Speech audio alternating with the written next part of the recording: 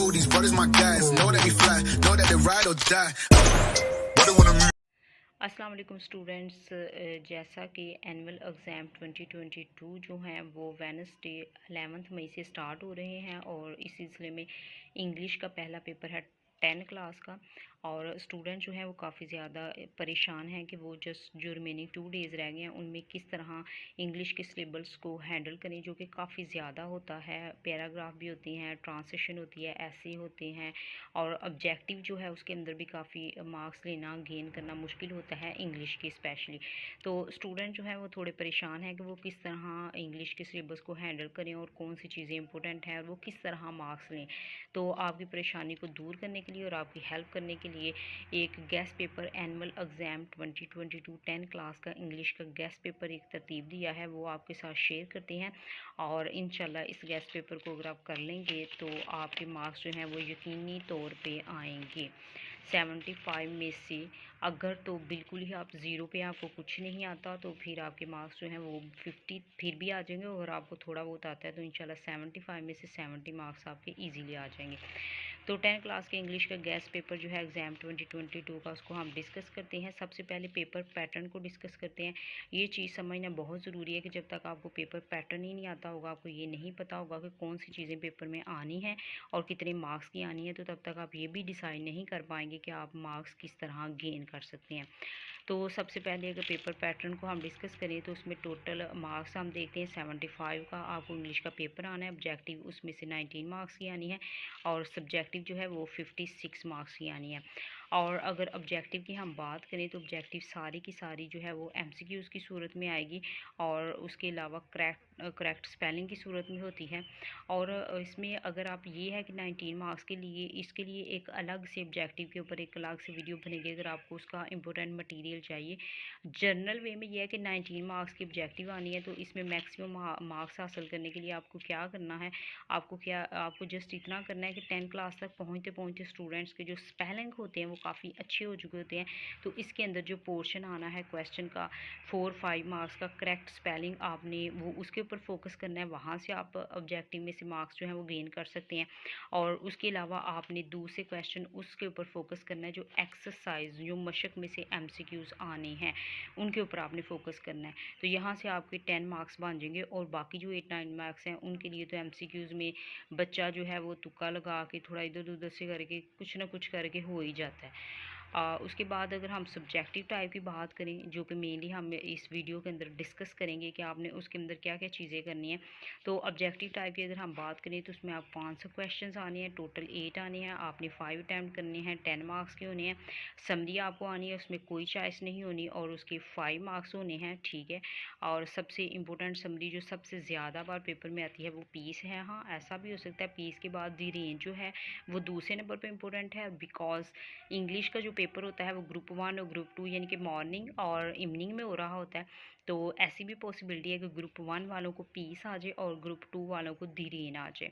Okay, उसके बाद अगर हम ट्रांसलेशन की बात करें तो वो भी आपको पता है 8 मार्क्स की आपको आनी है और उसमें कोई चॉइस नहीं होनी, एक ही आपको पैराग्राफ आना है और वही आपने करना है। उसके बाद अगर हम ऐसे की बात करें तो ऑफ कोर्स इसमें चॉइस होनी है, आपको 3 आएंगे और आपने एक करना होगा और 15 उसके मार्क्स होंगे। तो मार्क्स वाइज ऐसे जो है वो बहुत इंपॉर्टेंट है, बट आपके लिए यहाँ पे बहुत ही ज़्यादा खुशखबरी है कि आपको जस्ट और जस्ट कितने ऐसे लर्न करने हैं, 5। आपको जस्ट 5 ऐसे जो हैं वो लर्न करने हैं और इंशाल्लाह इसमें से एक लाजमी तौर पे आपको 2022 एग्ज़ाम के अंदर आ जाएगा। ग्रुप 1 वालों को भी आएगा और ग्रुप 2 वालों को भी। तो ऐसे देखें तो माइल लास्ट डे आपने करना है, सबसे ज़्यादा इंपॉर्टेंट ट्रू मुस्लिम, कर्टसी, क्रिकेट मैच और कायदे आज़म, ये 5 आपने ऐसे कर लेने हैं जस्ट, और इसी के अंदर से आपको आ जाएगा। उसके बाद नेक्स्ट अगर आप बात करें ईडियम्स की तो वो आपको टोटल आने हैं 8 और आपने 5 सॉल्व करने होते हैं, 10 मार्क्स होते हैं इसके। और अगर डायरेक्ट इनडायरेक्ट की बात करें तो वो जो ईडियम्स और डायरेक्ट इनडायरेक्ट हैं वो नीचे हम डिस्कस करते हैं कि आपको कौन कौन से आ सकते हैं, बल्कि इंशाल्लाह ज़रूर आएंगे। अच्छा, ईडियम्स के बाद डायरेक्ट इनडायरेक्ट भी आपको 8 आने हैं, वो भी आपने सॉल्व और अटैम्प्ट करने होते हैं और उसके मार्क्स भी कितने होते हैं, 10। पैराग्राफ की बात करें तो वो आपको आएगा टोटल 8 मार्क्स का और उसके अंदर कोई चॉइस नहीं होगी। उसके बाद इंपॉर्टेंट ईडियम्स को डिस्कस करें और अगर आप अपनी बुक के ऊपर देखें तो वहाँ पर आपको तकरीबन 80 से 90 के राउंड अबाउट आपकी बुक के ऊपर जो है दिए होते हैं, बट यहाँ पे आपके लिए जस्ट जो है वो 17 से 18 ईडियम्स जो हैं वो मैंने निकाले हैं। 8 इनमें से ही इंशाल्लाह आपको आ जाएंगे और 8 में से 5 जो होते हैं वो आपने अटैम्प्ट करने होते हैं। तो इंपॉर्टेंट ईडियम्स की बात करें, सबसे पहले बर्थ है। आपको पता है ये 2 होते हैं, यानी कि बर्थ के अंदर दूसरा बर्थ भी आएगा BERTH वाला, जिसका मतलब ट्रेन या गाड़ी के अंदर जो बर्थ होता है उसकी बात होती है। और स्टोरी इसमें भी 2 होती है, ठीक है। बेल, आपको पता है 2 वर्ड्स होते हैं, बट मैंने टाइम सेव करने को इसके अंदर एक वर्ड मेंशन कर दिया है और दूसरा इसके साथ वाला ही होगा, वो आपको अंडरस्टूड ही है। तो birth, story, bell, beside, fair, dose, medal, stationery, sale, advice, alter, diary, due, floor, ice जिसके साथ स्नो है, प्रिंसिपल और वाइन। ये जो है 17 MCQs ये वाले आपने सॉरी ईडियम्स ये आपने लर्न कर लेने हैं, इसके अंदर से ही आपको आ जाएंगे। उसके बाद अगर आपने जस्ट यही करना है, अगर आप 0 पॉइंट में आपको कुछ नहीं आता तो आपने जस्ट ये चीज़ें ही लर्न कर लेनी है जो आपको बता रहे हैं, इससे बाहर आपको कुछ भी नहीं आएगा। अच्छा, और अगर आप थोड़ी अच्छी स्टेज में हैं फिर आपको क्या करना है, यानी कि अगर आपको पहले सारा साल पढ़ा है कि अच्छे से स्कूल में पढ़ा है और अच्छे टीचर से पढ़ा है, आपको कुछ ना कुछ आता है, तो फिर आपको क्या करना चाहिए मज़ीद मार्क्स लेने के लिए, वो लास्ट में हम डिस्कस करते हैं। अगर इम्पोर्टेंट पैराग्राफ की बात करें तो इसमें आपको 40 पैराग्राफ हैं या 39 आई थिंक सो पैराग्राफ हैं आपकी बुक के अंदर। मैंने जस्ट वहाँ से आपके लिए 8 to 9 ही जो हैं वो उठाए हैं।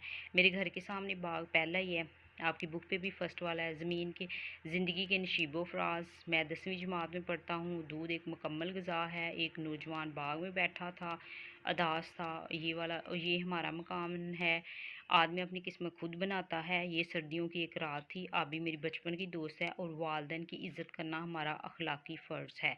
वालिदैन की इज़्ज़त करना हमारा अखलाकी फ़र्ज़ है। मेरे घर के सामने एक बाग है, मैं 10वीं जमात में पढ़ता हूँ, और एक नौजवान बाग में बैठा था, ये सर्दियों की एक रात थी। ये वाले 5 ज़्यादा इम्पोर्टेंट हैं।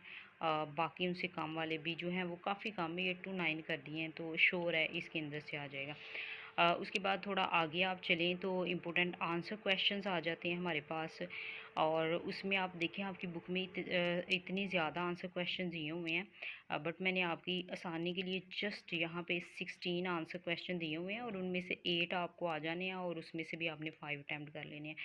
सो आपके लिए बहुत ही गुड न्यूज़ है, और आपने इनको अच्छे से स्पेलिंग के साथ कर लेना है अब। अच्छा, यूनिट नंबर 2 की बात करें, टाइम सेव करने को मैंने यूनिट्स के नेम और क्वेश्चंस राइट नहीं किए हैं। एक क्वेश्चन मैंने पहले राइट किया था, बट उसमें मुझे लगा काफ़ी टाइम लगेगा, आपका भी मेरा भी, तो टाइम सेव करने को जो है मैंने क्वेश्चन की नंबरिंग दे दी हुई है।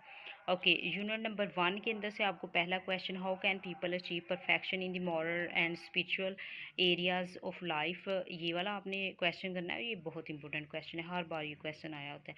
उसके बाद आपने जो क्वेश्चन नंबर 5 है यूनिट 1 का ही, इसी यूनिट का जो क्वेश्चन 5 है वो आपने करना है। उसके बाद अगर यूनिट नंबर 2 के ऊपर चले जाएँ, उसमें से आपने 2 क्वेश्चन अटैम्प्ट करने हैं, क्वेश्चन नंबर 1 और क्वेश्चन नंबर 5। ये नंबरिंग जो है ये आपकी बुक के ऊपर जो दी हुई है एक्सरसाइज में, उसके अकॉर्डिंग ये नंबरिंग यहाँ पर राइट की गई है आपकी आसानी के लिए। यूनिट नंबर 3 की बात करें, उसमें से भी आपने 2 करने हैं, क्वेश्चन नंबर 2 और क्वेश्चन नंबर 5। यूनिट 4 की बात करें तो उसमें से भी आपने 2 करने हैं, 2 and 3। यूनिट नंबर 5 में से कोई नहीं करना। यूनिट नंबर 6 में से 2 करने हैं, 1 और 2, और यूनिट नंबर 7 में से भी आपने करने हैं 2, 3 और 4 वाला, और यूनिट नंबर 9 से आपने सिर्फ एक ही क्वेश्चन अटैम्प्ट करना है, वो क्वेश्चन नंबर 6। यूनिट नंबर 10 में से भी सिर्फ एक ही करना है, वो है क्वेश्चन नंबर 1।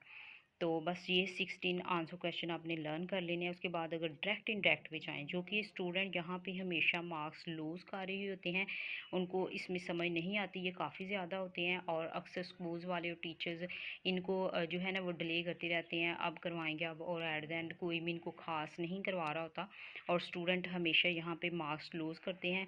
इवन एंड जो बहुत इंटेलिजेंट स्टूडेंट्स होते हैं, जिनकी पोजीशन आने के चांसेस होते हैं, वो भी अपने इंग्लिश के अंदर मार्क्स लूज़ करते हैं यहाँ पे। तो ये भी आपके पास गुड न्यूज़ है। मैंने जस्ट आपके लिए 10 जो हैं वो डायरेक्ट इनडायरेक्ट निकाल दिए हैं, और 8 आपको पेपर में आने हैं, 5 आपने अटैम्प्ट करने हैं, और इंशाल्लाह 3 से 4 तो लाजमी आ जाएंगे, इसमें से आपकी गुड लक हुई, और तो 5 भी आ सकते हैं। ओके, तो अगर हम डिस्कस करें फर्स्ट वाला, तो यह he said alas I am ruined. उसके बाद सेकंड है she said is this your book. उसके बाद थर्ड वन है हमारे पास, he said to his sister please say something. उसके बाद है she said to me sorry, she said to her father may you live long. Fifth वाला है they say we have done our duty and six one है he said to me I shall go to Islamabad on Monday. ये वाले 6 हो गए। उससे next अगर हम चलें तो वो हमारे पास 7 वाला है he said I am unwell. 8 वाला है Afsha said I am sewing mother shirt. 9th वाला है he said to his sister tell the truth. ये बहुत इंपॉर्टेंट है, ये हर बार आया होता है। अनवेल वाला ये वाला और पीछे जो है रूंड वाला, ये 3 तो हर बार आए होते हैं। अच्छा, he said to peon ring the bell he said to me I write the letter. ये लेमन जो हैं आपके लिए निकाले हैं, इसके अंदर से इंशाल्लाह आपको डायरेक्ट इनडायरेक्ट भी सॉल्व हो जाएंगे। उसके बाद एक्सेप्ट समरी की बात करें तो भी मैं आपको स्टार्ट में बता के आई हूँ कि पीस ज़्यादा इंपॉर्टेंट है और उसके बाद रेन है। 2 ग्रुप्स में पेपर आता है तो होपफुली फर्स्ट वालों को पीस आ जाए और सेकंड ग्रुप वालों को रेन आ जाए। ट्राई अगेन भी आ सकती है। मतलब मैं आपको ये सजेस्ट करूँगी कि इनफैक्ट जस्ट 3 ही समरी है आपकी बुक के अंदर, और सारा साल जब स्टूडेंट्स पढ़ते हैं तो ऑफ कोर्स वो कुछ ना कुछ कर रहे होते हैं।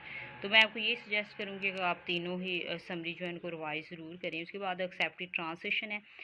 इसमें पैराग्राफ भी अगर आप चाहते हैं कि पैराग्राफ भी बताए जाएँ, कि यहाँ मैं सिर्फ यूनिट बताएँ कि यूनिट नंबर 1 कर लो, 6 कर लो, 10 कर लो और 13, ठीक है। ये जस्ट मैंने यूनिट बताया कि इनकी ट्रांसलेशन आएगी। अगर इसमें मज़ीद आपको पैराग्राफ भी चाहिए कि इनमें से कौन से पैराग्राफ हैं जो आ सकते हैं, तो उसके लिए अलग से एक वीडियो होगी।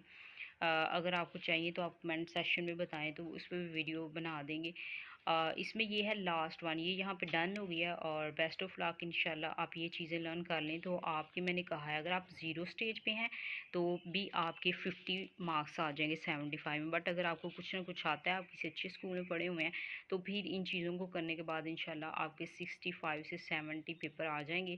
उसमें 2 चीज़ें डिपेंड करती हैं, आपकी पेपर प्रेजेंटेशन, उस पर भी एक अलग से वीडियो कल या आज तक आएगी, तो आप जो है वो सब्सक्राइब कर लें और जो बेल आइकॉन है उसे प्रेस कर लें कि जैसे ही वीडियो बने आपको मिल जाए।